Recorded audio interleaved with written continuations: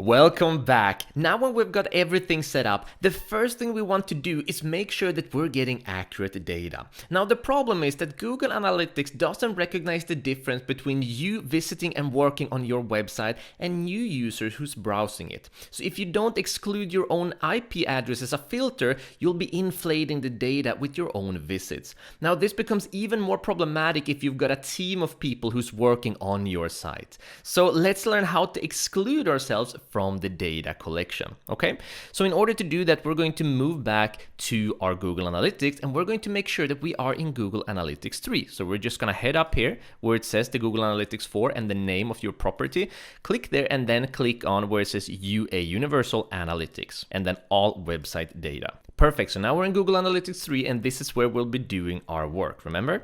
We're gonna move down to admin and then move to the right where it says filters. And now we're going to click on add filter and give it a filter name. Now, this can be called anything. It can be called my IP, it can be called internal IP. Now, the benefit of using a name like internal IP means that you're going to filter out everyone who's on the same IP address as you. So if you have a business and all of your employees are hooked up to the same modem or router, that means that everyone is going to be sharing the same IP. So by excluding that IP address, you're excluding everyone who is your employees who's using that modem as a visitor. So you won't be collecting their data. That means that they can be on your website, they can be changing things and then visiting it to see the changes. And Google Analytics isn't going to be collecting that data, which is so important. Otherwise, when you're checking analytics, you're going to see, oh, I've had hundreds of visitors. And then you realize, it was all me, or, it was my employees. So you don't want to do that sort of inflation. So we're just going to call this internal IP. Filter type is going to be predefined. Select filter type, exclude, we want to exclude here.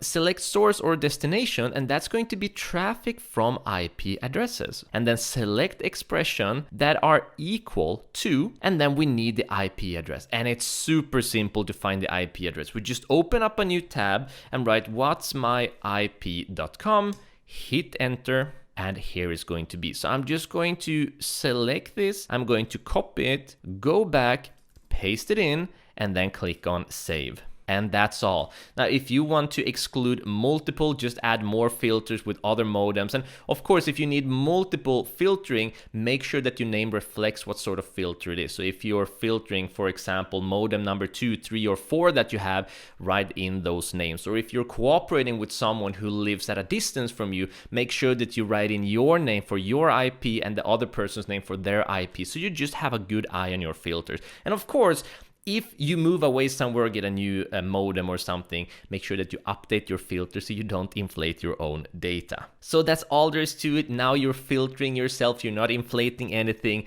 You've got the best basics set up. Let's move on to the next lecture. See you there.